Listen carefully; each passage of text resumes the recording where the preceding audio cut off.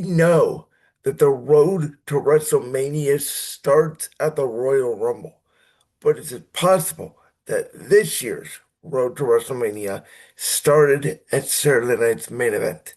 That's what we're going to talk about today. This show kicked off with Cody Rhodes taking on Jacob Fatu in a match that never got started. Cody Rhodes climbed the rope. Jacob Fatu gave him a kick as Cody Rhodes was going for his whoa pyro. And they just started brawling the same way they have on SmackDown during the past couple of weeks. Uh, you had referee Charles Robinson get taken out. They went over the announce table. They went through the crowd. Cody Rhodes was throwing drinks at Jacob Fatu.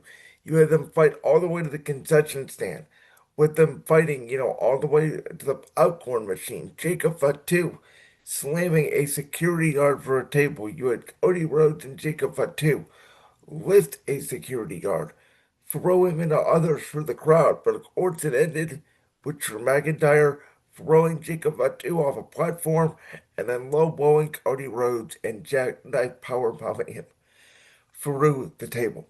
Listen, before this show kicked off, I said there's no way they're giving Jacob Fatu a loss. There's no way they're giving Cody Rhodes a loss.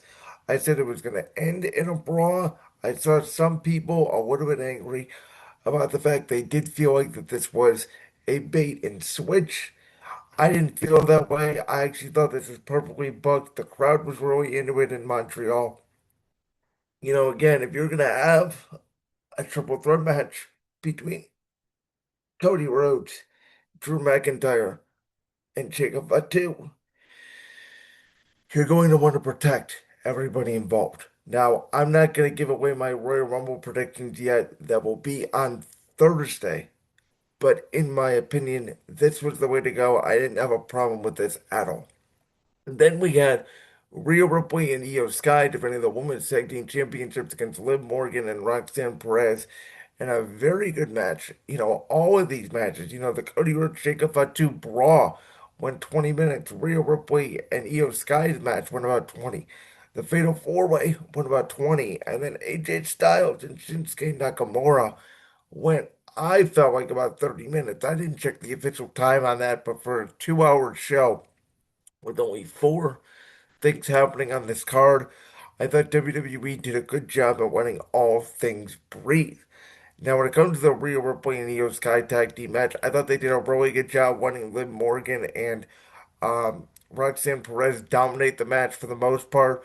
Of course, you have the great spot with Rhea Ripley hitting the riptide on Liv Morgan, but Raquel Rodriguez pulling the referee down. You have Stephanie Valquer making her return, and then Io Sky taking out Roxanne Perez, which led to the Rhea Ripley Riptide 1, 2, 3. I said, I know there's speculation out there. Could Rio turn this tag team into a WrestleMania match against Charlotte Flair and Alexa Bliss? I think certainly that's a possibility, but I do think that by WrestleMania season, both of these tag teams may not even be a tag team. And again, I'm not going to spoil my thoughts on the Royal Rumble. I'm going to give you my thoughts on the Royal Rumble on Thursday. But again, just another fantastically worked match. They went over the history with Rhea Ripley and Liv Morgan. We know their history. Liv Morgan and Roxanne Perez working together into the Liv Morgan and Raquel Rodriguez. I still think there's division there as the Judgment Day has basically gone downhill since Finn Balor let Roxanne Perez into the group. Then we had another love letter to professional wrestling. Just like AJ Styles and John Cena had a crown jewel, this was like AJ Styles and Shinsuke Nakamura's love letter to wrestling. Just so many near falls, so much better than their matches in 2018, which when Vince McMahon was in charge, you guys know I'm a very casual wrestling fan. I've always said my favorite Shinsuke Nakamura was actually the one where he was dancing with Rick Boogs and Pat McAfee. Just because I'm an entertainment guy, right? I'm not a professional wrestling guy. I don't want, 30 minutes of strong style. I don't watch New Japan Pro Wrestling, but it does make you think, After we watched what Finn Balor did with CM Punk on Raw, and then we watched what Shinsuke Nakamura and AJ Styles did at Saturday night's main event, which those two put on absolute magic. It does make you think, what Triple H would have booked if you had AJ Styles and Shinsuke Nakamura, which the WrestleMania match was not good. The heel turn after that was not good.